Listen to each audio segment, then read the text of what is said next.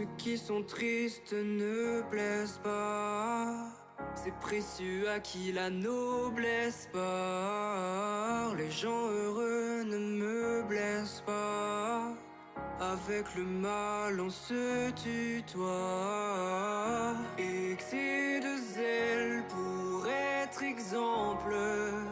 Combattons l'hypocrisie à grande échelle, tout monde ensemble n'est plus que mélancolie. Soleil tire sa révérence, emportant toute espérance. Sommeil est ma différence, laissez-moi à mon errance. Insomnie me consume, en somme, oui, je vis la nuit. Insomnie me consume, en somme, oui, je m'ennuie. Personne ne viendra comme au prix Nobel. Sur mon lit je pense à la renaissance nouvelle, yeah. J'ai pris le pessimisme comme modèle. Désolé maman, ton fils n'est pas immortel. J'attends l'été pour essayer d'être joyeux. Comme Prométhée j'ai perdu foi à cause du feu. Pleurer de rire, j'en fais le vœu. Mais les cauchemars jamais ne le veulent. Le soir enivre mes formes chétives. Comment rester objectif? Le soir délivre l'humeur pensive. Mettez-moi sous sédatif. Soleil tire sa révérence, emportant toute espérance.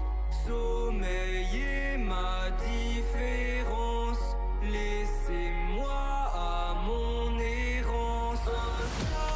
Insomnie me consume, en somme, oui, je vis la nuit.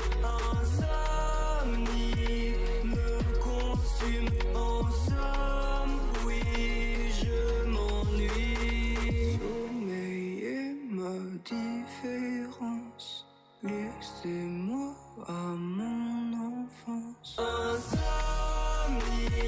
me consume, en somme, oui, je vis la nuit. Insomnie me consume, en somme, oui, je m'ennuie.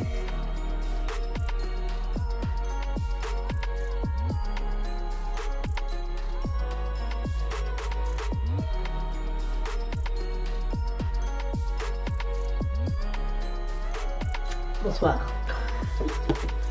Et pour le coup, puisqu'il est 22h, voilà, c'est mon heure de lecture. Je vais commencer ceci.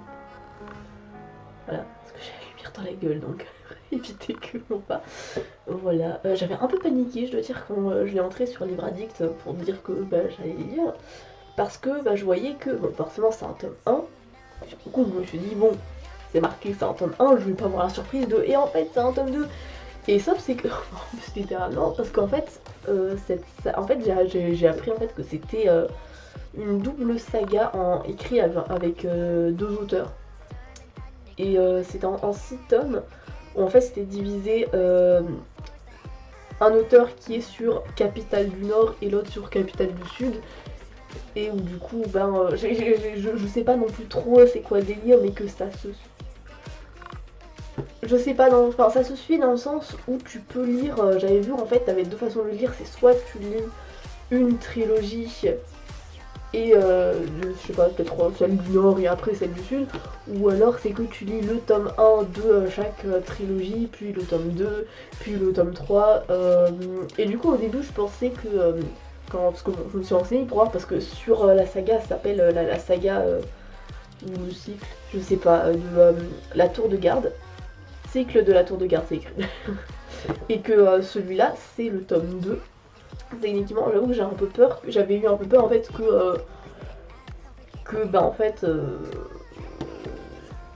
que ça passe pas quoi.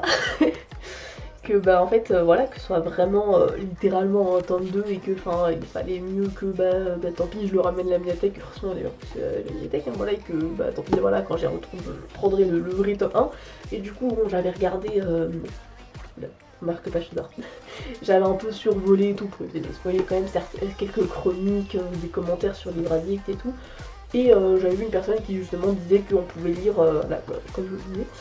Donc du coup, bah, me voilà rassurée, voilà. Et parce que je suis très hypée, je sais plus de quoi ça parle, parce que ça fait un moment que je l'ai emprunté à la médiathèque. Mais on va le découvrir ensemble, je vais vous lire le résumé et les, je sais pas, les premières pages, je sais pas, je vais suivre mon feeling d'écouter. Hein. Alors, donc du coup déjà le titre, comme vous allez voir, Citadin de demain.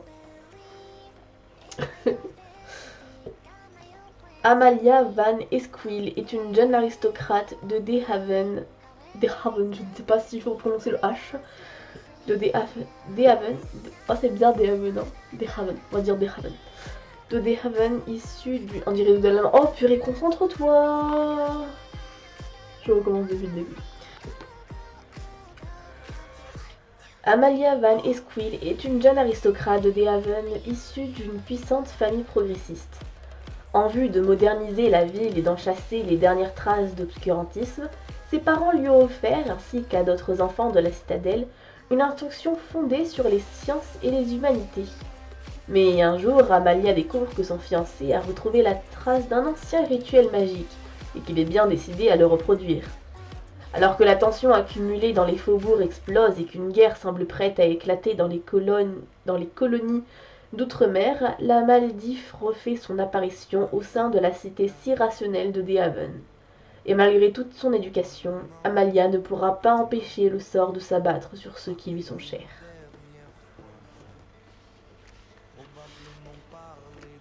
Il y a un petit texte avant le prologue, je sais pas trop. La tour de garde, aux extrémités sud et nord du continent, se dressent deux cités millénaires. Gemina, ville tentaculaire, berceau des mythes de la poésie. Dehaven, cité-état commerçante gouvernée par la raison.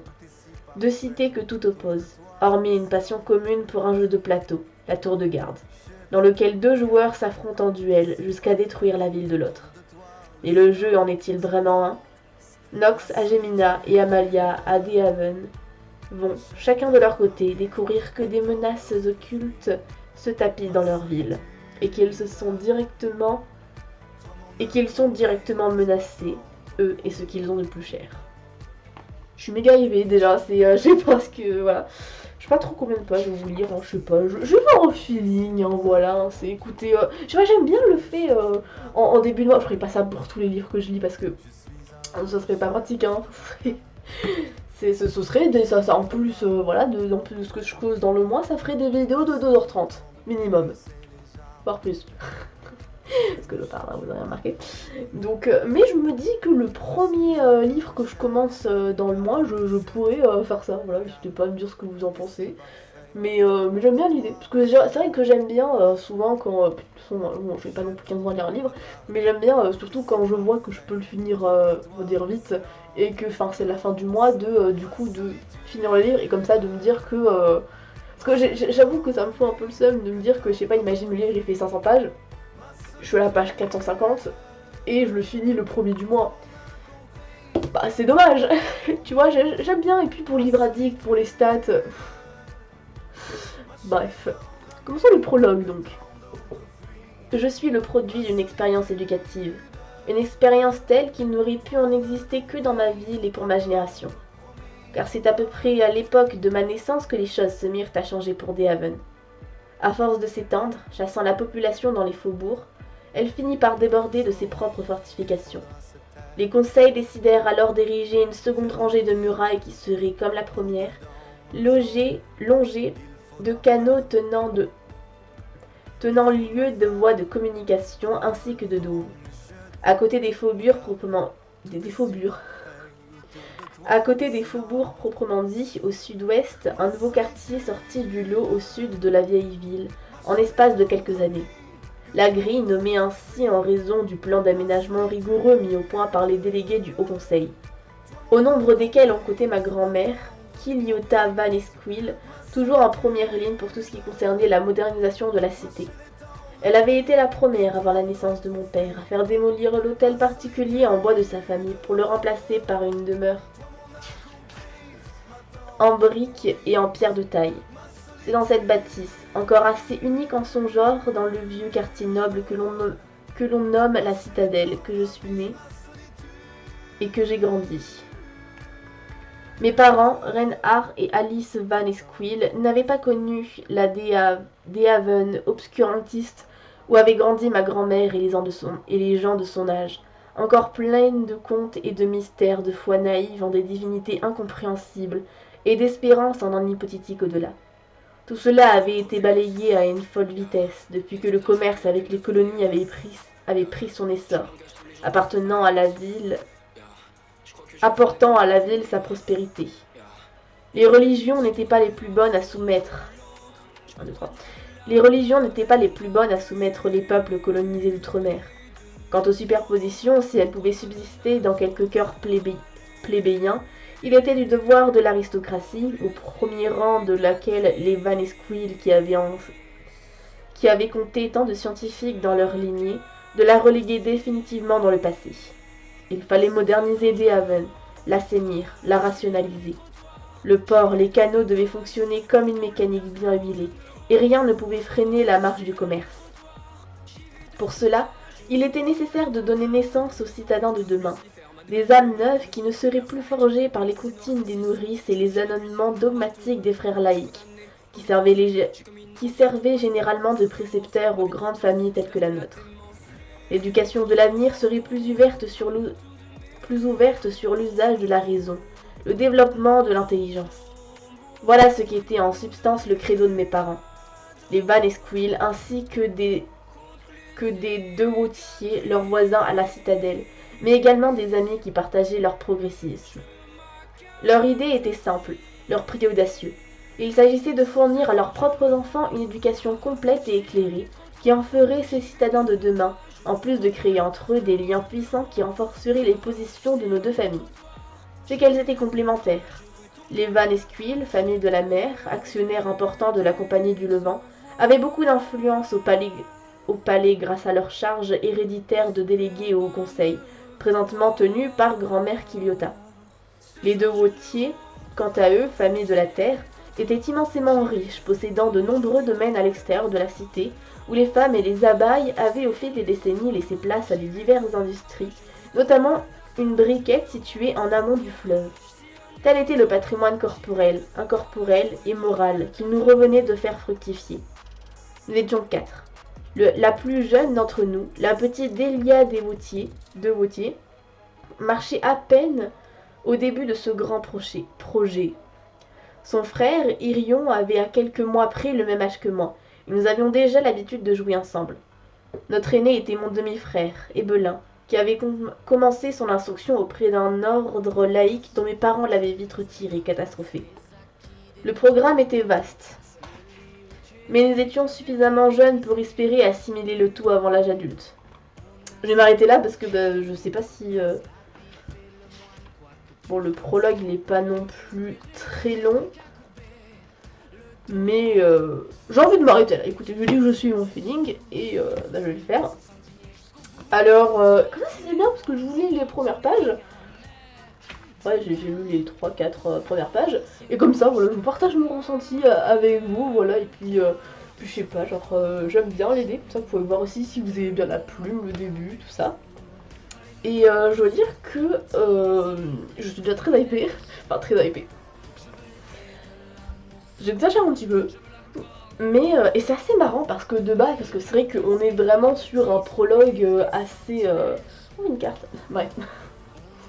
On est sur un prologue assez explicatif de l'univers, tout ça. Et c'est vrai que de base, c'est clairement le genre de truc qui me font fuir.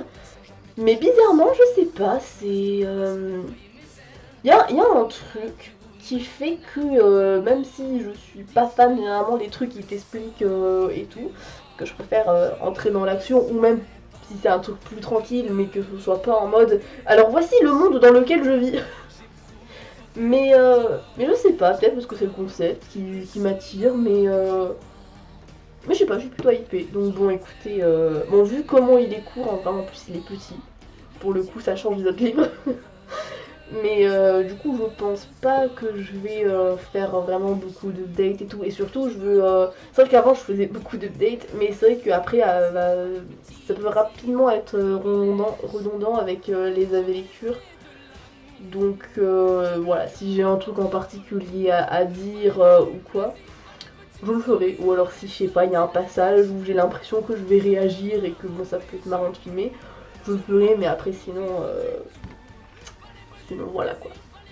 Bref, donc je vais continuer ma lecture et je vous laisse et je vous reprendrai plus tard. Bonjour. Il est temps de faire un petit update écriture, hein, non, parce que bon, on est déjà le 5 mars. Il serait quand même temps de parler un peu d'écriture, hein, quand même, parce qu'après je vais arriver à la fin du mois en mode mince.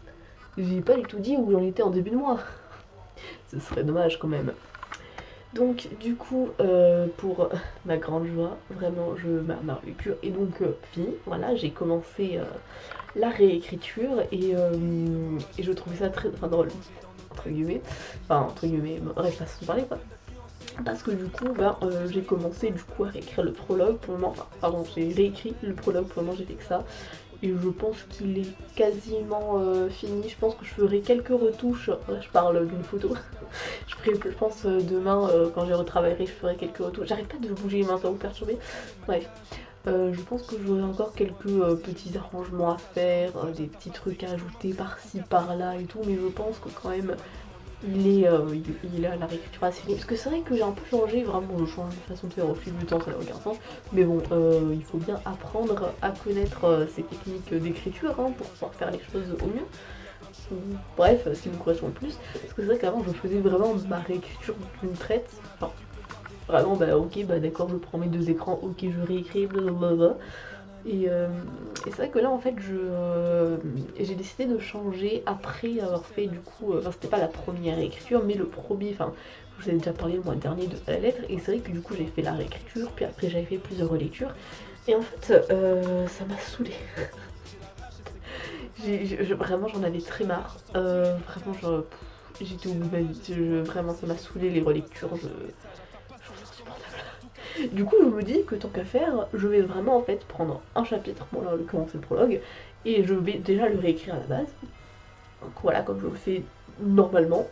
Et en fait, je ne passe pas au chapitre suivant tant que le chapitre en question, il n'est pas, bon peut-être pas parfait, mais qu'il n'est pas au top de ce que je suis capable de faire actuellement. Donc vraiment, je le réécris tranquille, je le relis, si je dois réécrire des phrases parce qu'elles sont pas correctes, rajouter des descriptions par-ci par-là, rajouter voilà, des précisions, tout ça et tout, pour que vraiment en fait, que après à la fin du livre, j'ai juste une relecture à faire pour être sûr qu'il y ait, voilà, vérifier que voilà, que ce soit vraiment bon, mais parce que j'ai pas envie de faire 15 relectures parce que vraiment ça me saoule, c'est vraiment une partie du travail qui m'intéresse pas.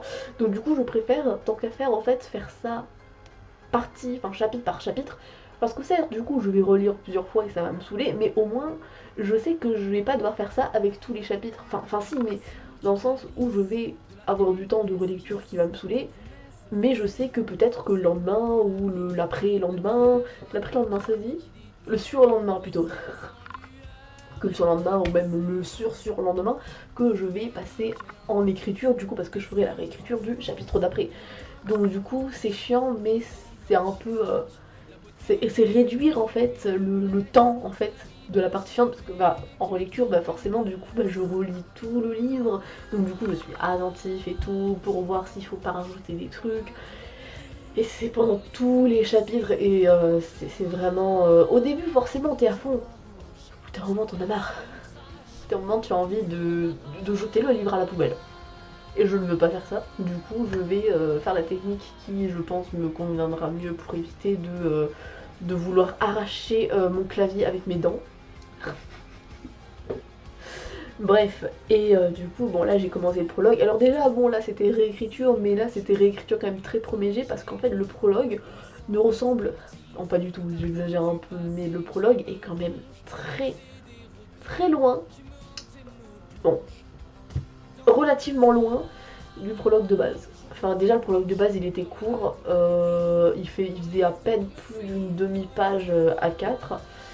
Et là, le prologue, il fait à peu près 2 pages, presque à déborder la deuxième page, je crois, si ce n'est pas le cas d'ailleurs. C'est possible que c'est le cas. Donc déjà, j'ai rajouté beaucoup de trucs. Et surtout, en fait, je suis partie sur autre chose, parce que je crois que j'en avais déjà parlé vite fait. Mais c'est vrai que le prologue de base, moi, je le trouvais pas trop mal. Enfin, il était pas mauvais, il était pas non plus génial, mais bon, il était là, quoi. Mais en fait, je me suis rendu compte que moi, il y avait des choses qui me semblaient évidentes, parce que forcément, je suis l'auteur. Je sais ce que je fais. Enfin, en tout cas, là, c'était le cas.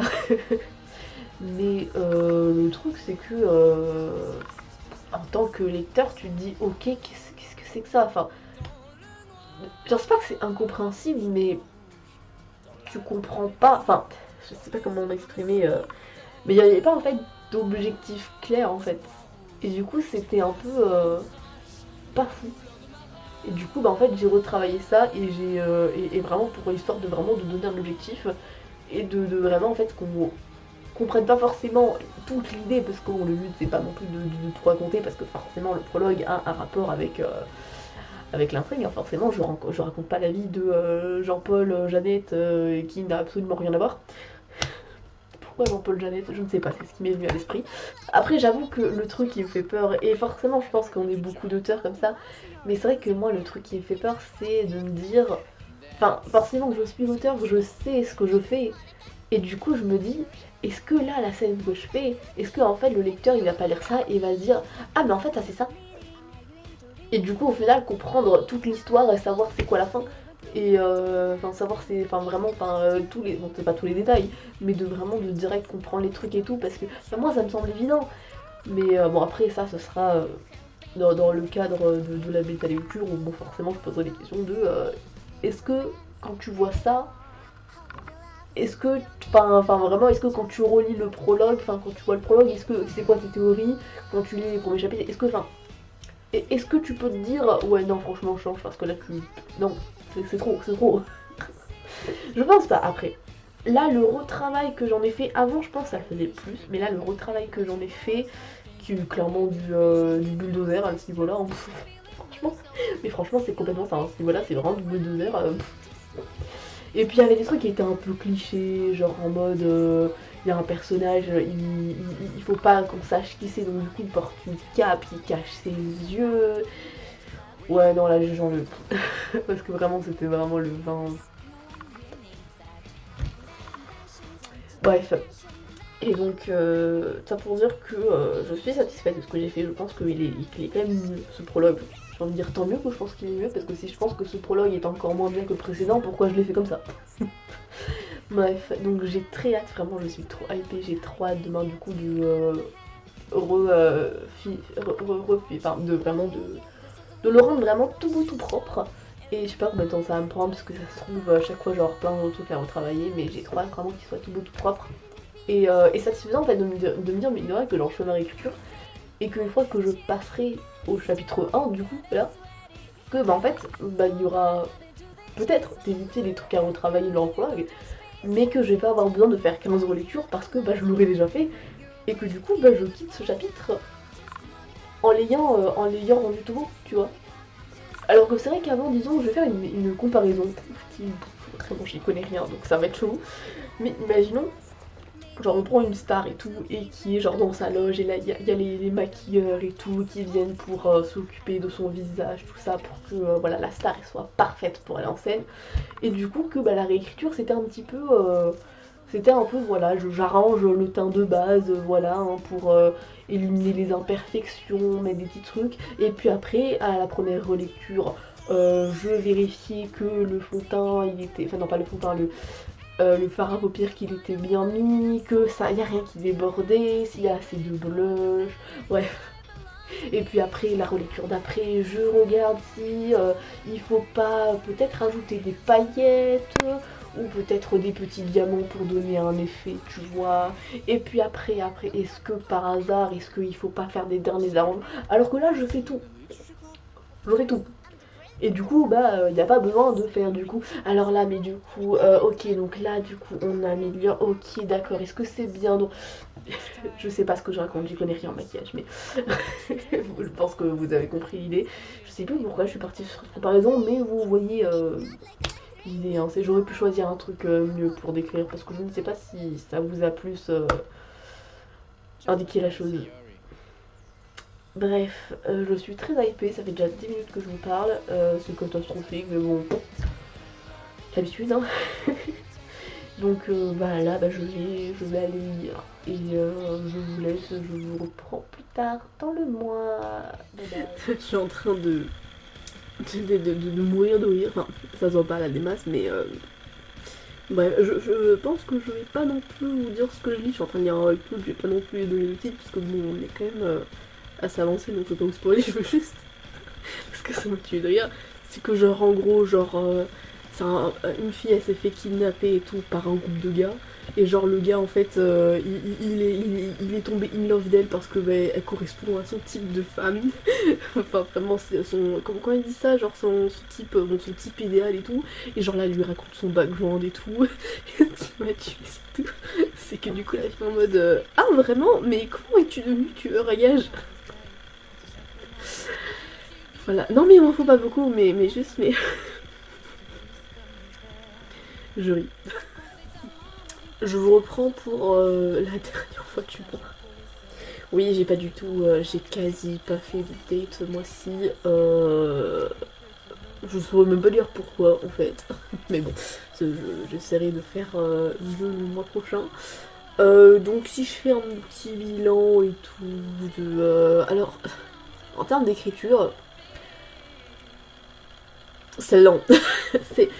Je savais, j'ai déjà fait la réécriture, je savais que c'était long. Surtout que là, en fait, je mélange réécriture et relecture parfois. Vraiment des fois, mais je peux passer la moitié, voire 20 minutes à faire juste une recherche pour une phrase. C'est quand même fou de se dire quand même que vraiment, on se rend compte vraiment de passer autant de temps à faire des recherches pour une phrase.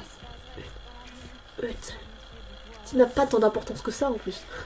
C'est vraiment du détail. Bon, enfin, j'allais dire j'ai le souci du détail, pas tant que ça, mais là c'était important. Enfin, pas important, mais ça me tenait à cœur. Enfin, non, mais j'avais envie de le mettre. Voilà, même si j'avoue qu'à un moment j'ai un peu hésité à me dire au pire je le mets pas, hein, je trouve pas la réponse à mes questions en fait, hein, parce que bon...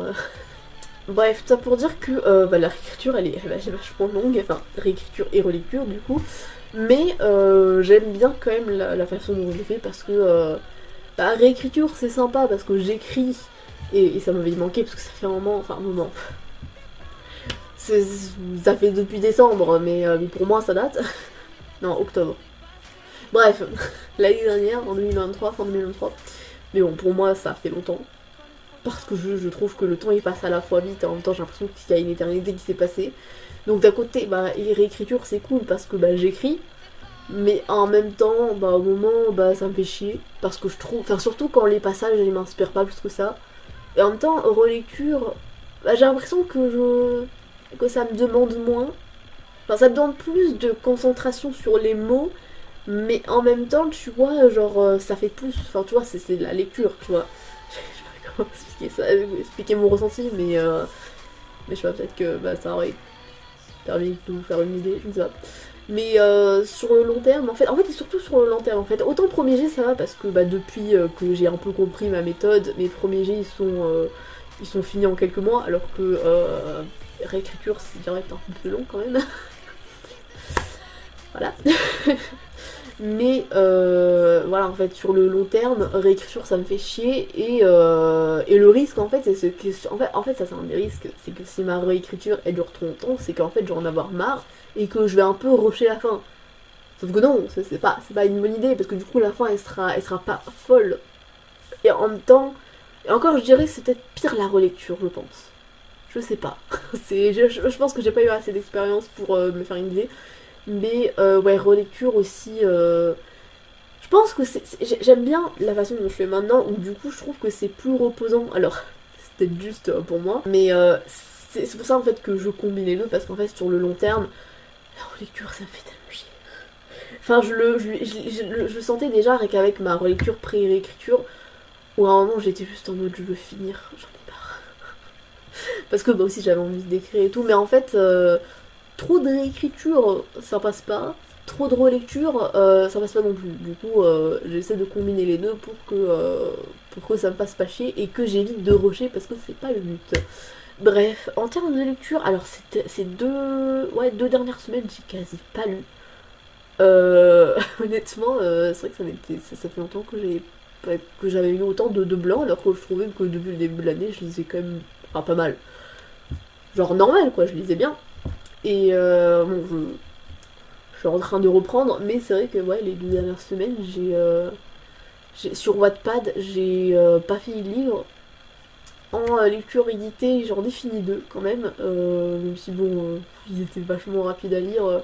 Enfin, un c'était de la fantasy, mais c'était un poche, je crois, qui faisait quoi, 200-300 pages.